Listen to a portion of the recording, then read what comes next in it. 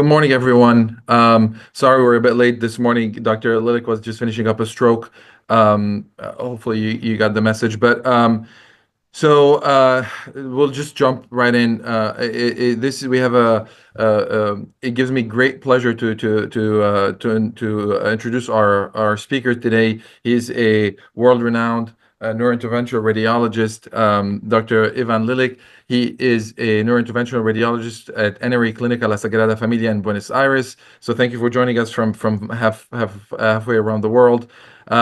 He is one of the busiest. He works at one of the busiest centers in the world for interventional radiology. That center focuses on innovation, and essentially, it's one of the places where where most of our interventional innovations start, including the pipeline and the flow diverter, and now the eShunt. Dr. Lylyk is also a member of the Argentine Society of Interventional Radiology, also a member of the Latin American Society, of the European Society. He is very well published with over 200 publications. He's given talks and he's been invited speaker to pretty much every big conference of neurosurgery around the world. So it gives me great pleasure to introduce him today for our conference this morning. Dr. Lylyk, thank you for joining us. Good morning. Thank you for the kind presentation. I'm sorry for the delay, but nowadays with strokes, it's very hard to plan anything. So sorry for that. I will share my screen.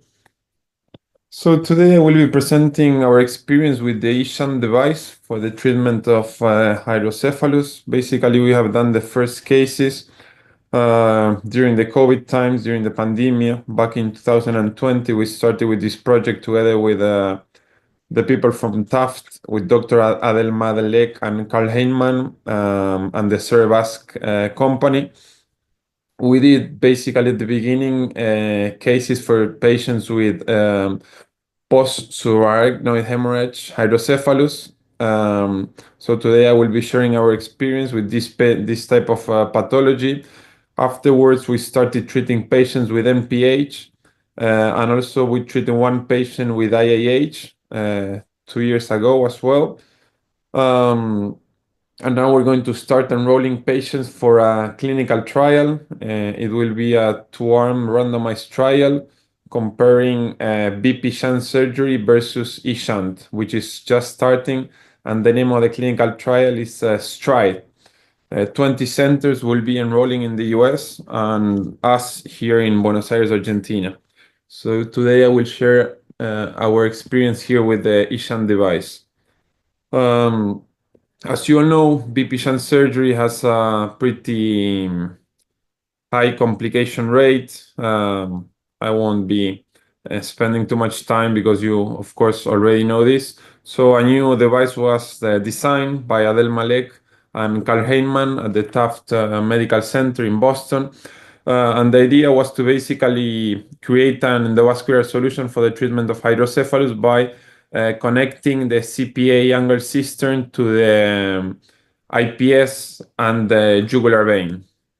I don't know if you're familiar with the device, but here I will show you well, apparently the video isn't working, but it doesn't matter. I have the images.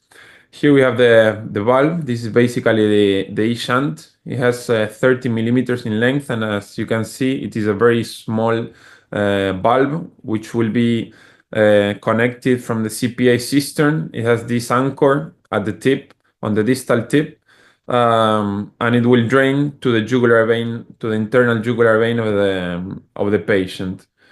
Of course, the advantage is that we don't have to do a bare hole. We don't have any infections up to now with over 100 cases done. No posture-driven over drainage because the difference in pressure is very low because as the valve only measures 30 millimeters, the hydrostatic pressure change with posture changes is basically very, very low. So we didn't have any case of over drainage up to now. There's no disconnection of the device because it's a single device construction. The hospitalization is very short. Nowadays for the NPH patients who are doing the procedure and discharging the patients the next morning. I think we could even discharge on the same afternoon. The valve has a self-regulating system, so we don't have to modify. It's not like low pressure, high pressure. It has a self-regulating system depending on the gradient of pressure, basically. And of course, there's no revision for this type of valve, and it has only one size for everyone. And basically, the idea is to mimic the arachnoid granulations of the CSF. Here you can see the different components of the valve. We have a subarachnoid space anchor, which will be anchored to the CPA cistern or over the dura, basically. We have the shunt body, which measures 35 millimeters, and the slit valve through which the CSF will drain at approximately 10 cc's per hour, depending on the gradient of pressure. But if the gradient of pressure is of 5 millimeters of mercury, it will drain 10 cc per hour. If there's a higher gradient, it will drain a little bit more, or of course, if there's less, it will drain less, or it won't be draining. So these are the trials that we have ongoing right now. Subarachnoid patients with hydrocephalus, NPH, and IIH. And we're starting, as I was telling you before, the trial, the STRIDE trial in the US and in Argentina. This is the people from the company and from our team in Buenos Aires, Argentina, Attendees Clinical Sagrada Familia. And here you can see a combined reconstruction after we puncture the dura with the needle in order to advance the valve into the CPA system. Here you can see some images of the animal models, sheep animal models that we did with Matt Goonis in UMass in Boston at the beginning. And here you can see how the valve drains on this sheep animal model that we did a couple of years ago. Here you can see basically how the procedure goes. Basically what we do at the beginning is a venogram, but it is a key point for this procedure or of the pre-procedure imaging planning that we have to do, which is basically done by MR, MRA, and CT. We need to see, basically we have to review the anatomy in a very detailed fashion in order to avoid the damage of, the key structures that are located at the CPA cistern. So the pre-procedure planning, now I will show you images, is as important as the procedure itself for this type of system. So basically the system is a two-component delivery system. The first one is basically an anchor, which is like a stent retriever that we have to place on the IPS, almost at the cavernous cistern, or even we can go to the contralateral IPS to have a good anchor in order to deploy the whole system. Now I will show you how this works. Basically, after we deploy the anchor with a 27 microcatheter, we will retrieve the 27, and over the wire of the stent anchor, we will advance the system, which has a 4 French penetrating catheter with a 20 gauge needle that we will use to puncture the IPS and the dura to cross over the CPA cistern and deploy the eShunt. The system has a flat guide wire, which is 280 centimeters, over which we will pull the needle guard and the system, as you may see here. So how do we do this? Basically, as I was saying before, it's a key point to do a high resolution MR. It's required to have a 3T MR in order to have good imaging and avoid complications, because we need to check if there's enough distance not to basically puncture the pons when we do this procedure. We need at least 5 millimeters of distance from the IPS of the patient to the pons to do a safe puncture. If this distance is not available we have to exclude the patients basically. Also, we have to check on the CT the bonus structure of the temporal bone in order to be able to go through the petrocleval fissure, because if there's a bony overhang, basically we cannot go through the bone at the petrocleval fissure. In order to minimize this, of course, the people from the company, and especially Adel Malek, is taking care of the imaging review for these patients. Now I will show you more images for one of the cases. The inclusion criteria for the subarachnoid patients is basically a post-aneurysmal subarachnoid hemorrhage with an EVD for at least 7 days. We do a clamp test, the same like a clamp test that we would do for a BP shunt. And if the patient fails the clamp test and if the anatomy is approved for the eShunt, then we proceed to do the implantation of the device. Here you can see the CT revision in order to see if there's no petrous bone overhang in order to be able to go through with the fourth French delivery system. And here you can see this is basically the review that Adel Malek does. And we can see that both ICA loops are closed, but they're basically just over 5 millimeters. So we should be okay to go ahead and do an attempt. The bony anatomy looks more favorable on the right than on the left here. And so I would say an attempt on the right, and then if unsuccessful, the consideration for the left. So again, this is patient 24, Buenos Aires, MPH. Thank you. This is... I hope the audio was working for that video. And this is basically the images of the device and a real convince CT to see how the eShunt is finally deployed at the CPA cistern. And this is basically the anchor at the subarachnoid space. This is the first patient that we did with who developed a hydrocephalus after a subarachnoid aneurysm rupture that we published in GNIS a couple of years ago now. And I will show you one of the cases for this trial. Basically, this was an 84-year-old female patient who came in with a ruptured right MCA aneurysm, which was coiled. The patient developed hydrocephalus. We treated the aneurysm with coils. 1 week after she developed hydrocephalus, we did the clamp test. She failed the clamp test. We did the revision of the anatomy, which was good.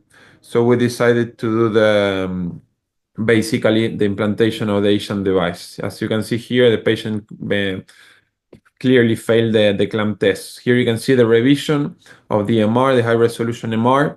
And we can see here that the distance to puncture from the IPS to the pons is good. We have 9 millimeters, so we're more than safe, and 1.1 centimeters on the other side, so we were clear on both sides. And we selected the right IPS because the caliber was good, which we also have to check if the caliber of the IPS is good enough to navigate a fourth French delivery system.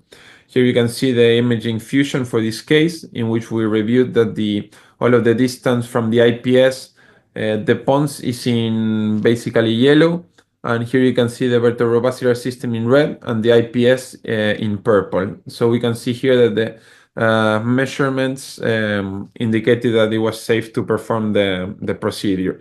As I was saying before, this is a key point in order to have a safe procedure and avoid complications. Here you can see the 3D roadmap that we do on the angio suite, and we select the target based on the CT and MR that we do before. We know on which segment of the IPS is more safe to do the procedure here. So as I was saying before, it is a key point to have a very strong radiological revision of these patients. Here you can see some images in the angio suite. Basically, we're aligning the needle here. The needle has a needle guard. So once we're in position, we retract that needle guard and we expose the needle at the selected position to go through the dura. Here you can see some images of the needle once it's exposed, and you can see on orange the puncture site that we selected before on the Philips workstation. Here you can see the needle, and we have the eShunt, the valve, inside the delivery system.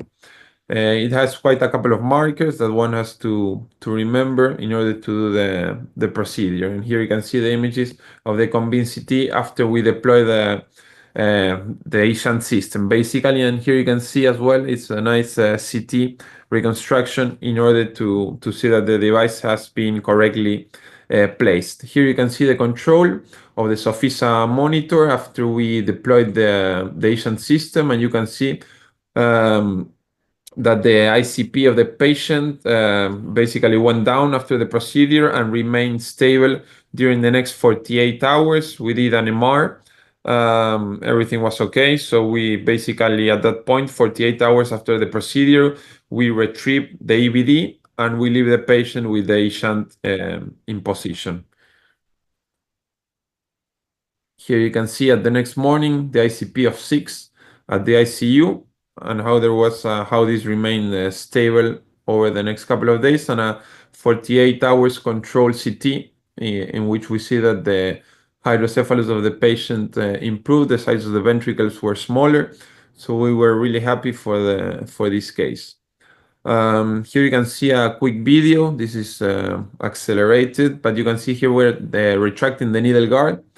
In order to penetrate the dura, we're going backwards. In order to find the position, we're going through the dura at this point. The needle is penetration. We're doing a run in order to check that there's no contrast extravasation. And at this point, we're advancing the eShunt into the CPA cistern and doing an anchoring to the surrounding space. And here you can see the final control convincity imaging for this procedure. Here I will play it again because it's really quick. This took like, I think, 3 hours, but it's pretty accelerated at this video, just for you to be able to see how it works.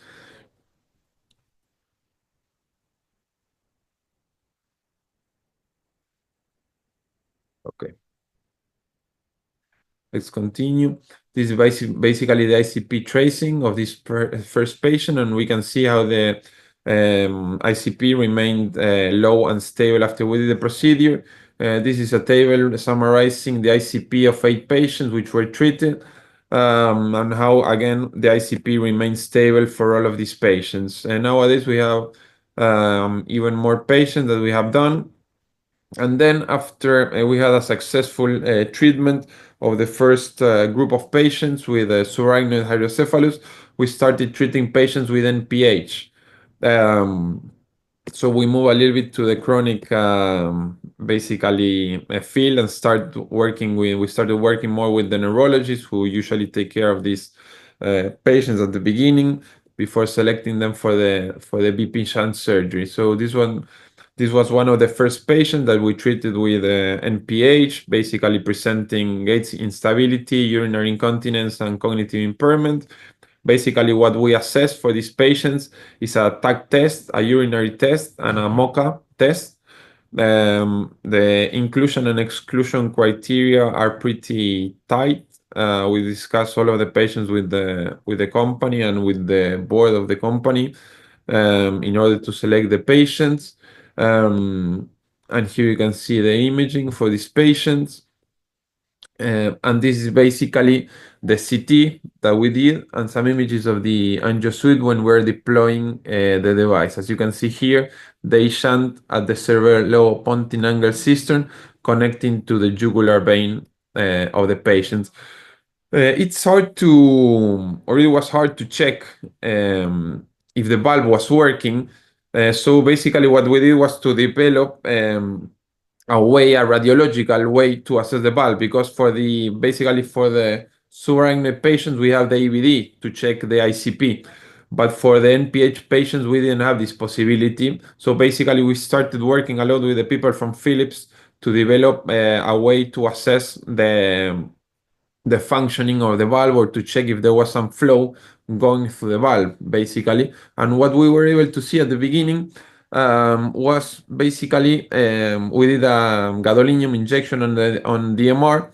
We waited for a couple of minutes, and then we repeated the MR, and we saw gadolinium on the jugular vein of the patients, as you can see here. You can see basically the valve. I don't know if you're able to see my mouse. And you can see the valve, basically the mallecot at the CPA cistern, the body of the shunt, and jugular gadolinium at the jugular vein. This is a high-resolution T2 sequence with basically a 3D high resolution. And here you can see again some images that we do at the angio suite to check that the valve is in place. And after that, we kept working and developed the imaging platform with the people from Philips. And nowadays, we're able to see the flow through the valve even without contrast. This is just CSF going through the valve, as you can see here on the yellow, or selected by the yellow arrows. This is the table summarizing the results of the patients. Nowadays, I think we have at least 40 patients treated here in Argentina for NPH, and in the US as well. They have enrolled, I think, 30 patients, which was the limit for the first trial. And now we're planning to enroll 100 patients for the STRIDE trial. It will be 100 patients for the. Here you can see the tag test for one of the patients treated with NPH. I like to. Here you can see how the patient improved on the video to the right of your screen, how he significantly improved his tag test, basically. This is the controls 3 months after we have implanted the valve. And this is a table summarizing how the patients improve the tag test after the eShunt was deployed on the different controls. We do a 30-day first control, 90 days, 180, and 365-day control. This is the tag test improvement and table summarizing this, and our table summarizing the mocha of these patients, which also usually improve after we do the procedure. This table is not updated, but we have kept enrolling more and more patients. This is a very interesting case of a patient that we treated under compassionate use, a patient who was suffering from IIH for a couple of years. He was referred to us because he was treated with acetazolamide and lumbar puncture drainage without a good result. When we did the lumbar puncture, the opening pressure was of 28 centimeters. With the MR, in which we observed flattening of the posterior sclera, partial empty sella turca, and enlarged mecal cave. And here you can see this is basically a 60 days cysternography control that we did after we deployed the eShunt device, and you can see the Malekot on the CPA cistern, and basically the gadolinium flowing through the body of the eShunt, and the gadolinium on the interior jugular vein of this patient. Here you can see, even without contrast, as I was stating before, in which nowadays we're able to see the CSF going through the valve into the internal jugular vein of these patients. So what I would like to say is that the CPA angle cistern puncture is safe in our experience. We didn't have any case of bleeding up to now.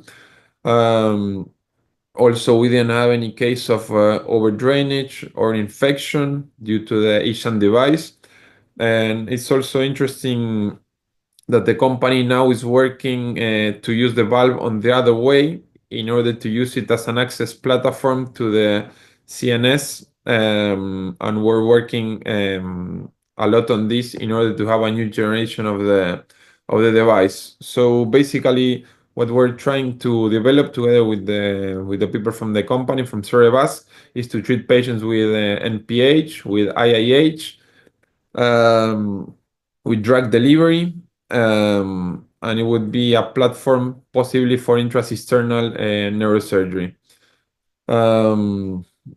This is basically our team in Buenos Aires, Argentina. Thank you very much for the kind invitation, Rudy, and I'm glad to answer any questions that you might have. Thank you for this presentation. It's a very interesting topic, very thought-provoking topic. You know, everybody, any neurosurgeon or any person who's ever dealt with a shunt knows how painful shunts can be, and the failures of shunts, and revisions, and infections, and wound dehiscences, and then they get, you know, pseudocysts, and then if they externalize. So it's always encouraging to hear that, you know, that there are other options possibly in the very near future, or even in the present. Let me ask you a couple of questions. One is, what is the failure rate of these? Have you had patients, or how do you determine the failure rate if the patient has failed the shunt and needed rescue therapy? Yes, that's a great question. As I was saying before, it's easier to assess the patients with the subarachnoid hemorrhage, because basically in those patients we have the EVD in order to assess the ICP of the patients. And then we have the radiological controls that I was showing before. It's not so easy to see the flow through the valve on all of the patients. So we're still working on that with the people from Philips. We still don't have a 100% accuracy system or radiological assessment in order to be completely sure that the valve is working. But of course, we have the clinical follow-up of the patients as well. So we're still not sure about the complication rate, and of course, we still, although we have started a couple of years ago, we still don't have a very long-term follow-up for most of the patients which were treated. But up to now, the failure rate or the retreatment rate of the patients is really low. We have retreated only 2 patients in Argentina, in which we play. Actually, we retreated one, and we're possibly going to retreat another one out of 60 patients. And I think in the US, they retreated 1 patient because he was not improving. They treated one NPH patient. Didn't improve for 3 months. They decided to place a BP shunt, and the patient also didn't improve after the BP shunt surgery. So probably that patient was not correctly selected. But the retreatment rate up to now has been pretty low. Yeah, this is also one of the questions that I had in mind specifically for NPH patients.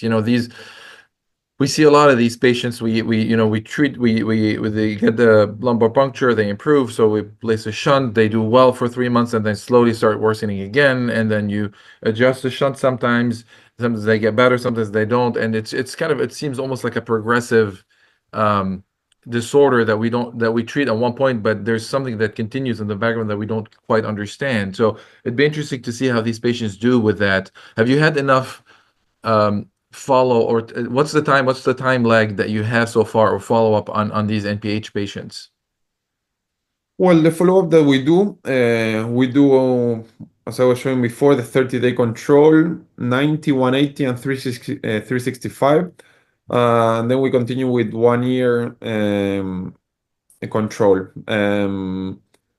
I think now we should have at least 50% of the patients with the 6 months control. And probably during the next couple of months, we're going to, of course, have more and more controls. We're controlling patients almost every day now.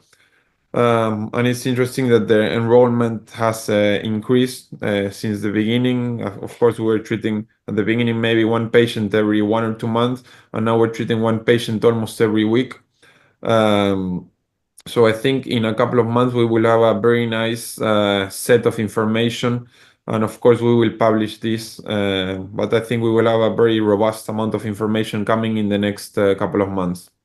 All right, we'll look forward to that, to that data. The valve itself is obviously, it's you said it's a pressure dependent, obviously, but is it one valve for everybody, or is it different types? One is a high flow, low flow, or is it just the same valve that it's the same flow? It's the same valve for everyone, basically the same size. It's the company only has one size for everyone, and it's self-regulating. It basically works when there's a gradient of pressure. I don't know if I think I didn't show, but there's a table done from the people from the company which shows that there's basically a curve.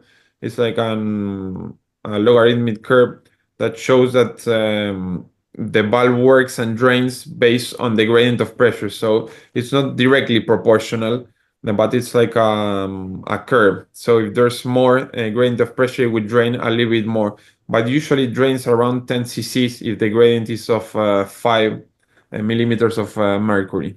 I see. Interesting. Are there thoughts about because obviously somebody who has IIH has different pressure than somebody who has post-subarachnoid hemorrhage hydrocephalus versus NPH. Is there any thought into have you noticed differences in responses to the valve? Like some people get significantly better, some people not, well, not as much, depending on the pressures that you see. I was surprised at the beginning when we were treating the first couple of patients with the subarachnoid hemorrhage. It was very quick how the patients decreased the ACP. Basically, I remember the first case. That patient had around 25 millimeters of mercury when we did the case.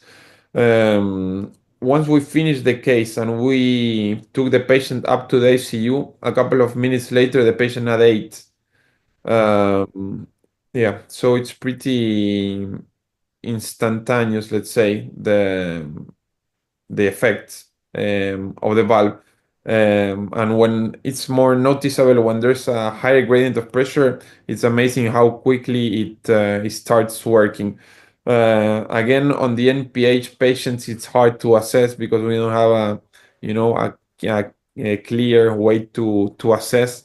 So I don't have a clear answer for that one. And as you were saying before, also these patients clinically are not so easy to assess as well. That's why we assess all of the patients with the different tests. We assign a number for the test with the tag, with the MOCA, so that we have clear numbers and it's easier to take conclusions afterwards. Um, for the patients with IIH, the part of the pathophysiology, at least the way part of some patients that we think is there's high venous pressure. So in these patients, if the valve works on a pressure gradient, you would expect obviously there's an increase in the intracranial pressure, but also some of these patients at least respond to venous stenting. So are you able to discern? Are you measuring the venous pressure before placing those valves, or are you not? Or are you just placing it on everybody? Yeah, that's a great question. For this patient, we did venous angiography in order to check if there was some stenosis, and we measured the gradients as well. There was no stenosis. I think I showed, I'm not sure, but there was no gradient of pressure or stenosis on the transverse sinus of this patient. We were treating nowadays a couple of patients with the sinus stenosis, but this was not the case. That's why we decided to try this treatment. We were a little bit reluctant with what was going to happen, but the patient improved clinically in a great way. The symptoms improved, even his vision improved. The patient is really, really happy, and for that patient, we already have 2-year control, in which I showed that there was flow going through the eShunt. So that was a great case, and we're planning to enroll more IIH patients. Um, right now, I'm assuming all your patients are adult above 18, or do Yes. you have any? So, is there obviously this is a big problem in the pediatric population. Shunts are, any pediatric neurosurgeon knows, like it's their daily pain, the shunts. Yes. Any thoughts or any ideas into translating this into a younger population? Yeah, that's a question that we receive, I think, almost every day because pediatric neurosurgeons, as you're saying, are really looking forward to have this technology. Of course, the regulation flow to have this new system approved for the pediatric population is taking more time. And after we have the clinical trial that's starting and has started, we just enrolled the first patient, and which will probably take around 6 months to 1 year. I think after we have that strong data comparing BP shunt surgery versus eShunt, I think we will start enrolling pediatric patients. All right. So, you said you were showing just a couple technical questions. Obviously, you have the stent to anchor, and then you have the needle that you unsheath. Yes. What French system are you using? What's the bore of these catheters, and is it triaxial, quadriaxial? Yes, we're working with a triaxial system. Some people in the US are working with a quadriaxial system. Adnan Siddiqui prefers to use quadriaxial. We think that triaxial system is good enough. Basically, the catheter that we need to use, we use a 9 French guide sheath. Then we use a 7 to position it on the IPS, and through the 7 we advance a 4.5 French system which contains the eShunt delivery system. So that's why the IPS needs to have at least 1.5 millimeters or 2 millimeters in order to be able to pull the 4.5 French system inside the IPS of the patients. Actually, at the beginning, we thought that the IPS needed to be a little bit bigger, but a couple of months ago, we treated one patient with a very, very tiny IPS, and we were able to pull it. But if the IPS is a little bit bigger, that's usually helpful. Okay. What are if you would say what are the most important? Obviously, you've been doing this. You started with the start of the technology, and as you clearly can understand from hearing you, there has been some changes and some evolution in how you use it and how you think about it and how you select patients. What are the most important lessons that you've learned throughout this in terms of one, techniques, and two, in terms of patient selection for this technology? Yes. That has changed a lot since we started. When we started, we had the first generation of the device and of the valve, which was a little bit painful to use because we had to finish the valve preparation at the table. That took like, it was called the loading, because we had to take out the eShunt. We had to try it. If it we did a patency test for 5 minutes, and then we had to place the shunt, which as you saw is tiny, inside the delivery catheter, and all of that process took between 1 hour and 1 hour and a half before starting the procedure. After that, the company developed a second generation, which is amazing. It has improved a lot. The valve preparation nowadays takes 5 minutes. We do a patency test to check if the valve, if the eShunt is draining properly, if it's not over draining or not working. After we do that patency test for 5 minutes on the table, we proceed to do the device.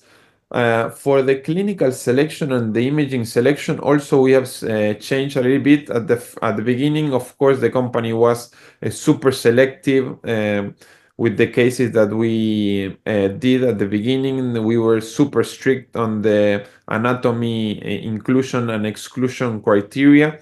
And after we did over 50 cases, now we started to be a little bit more flexible, let's say.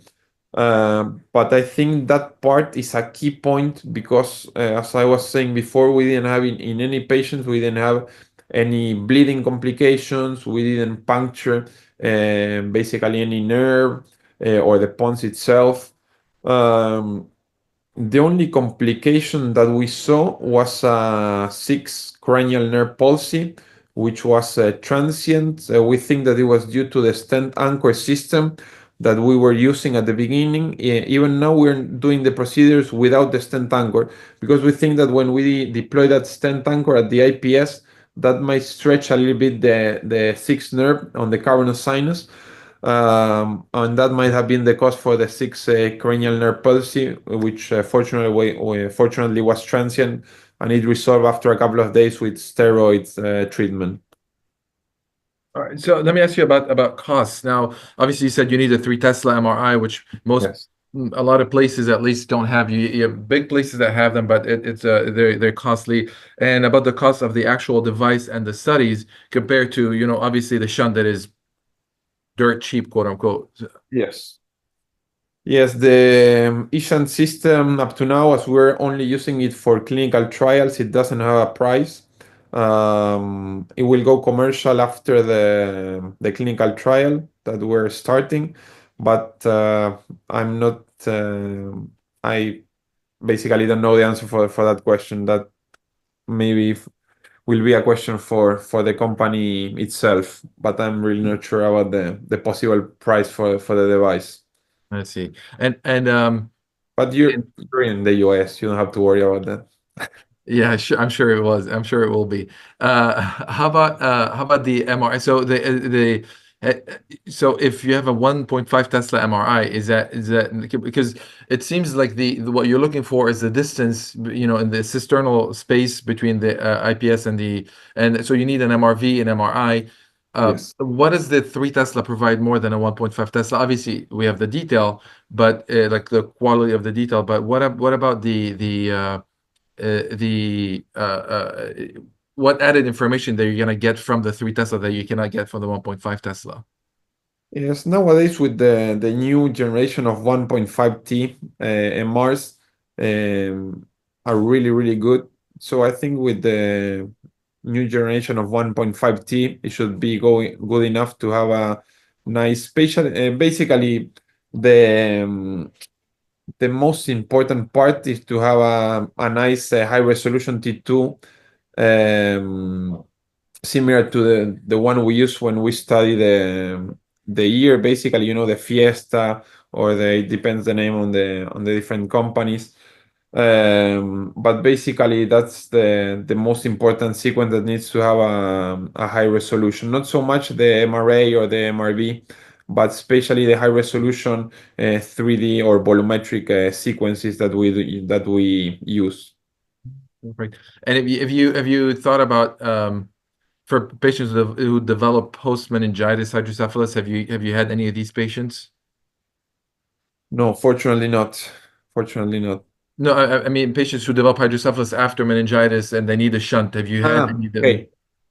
No, we haven't thought about treating those patients. At the beginning, again, the company has been super selective for the cases that we have been doing. For that type of patients, we would need to require a compassionate use. So right now we're not doing it, but it could be, of course, a good indication as well. Yeah. Great. All right. Well, we're coming to the end of the hour.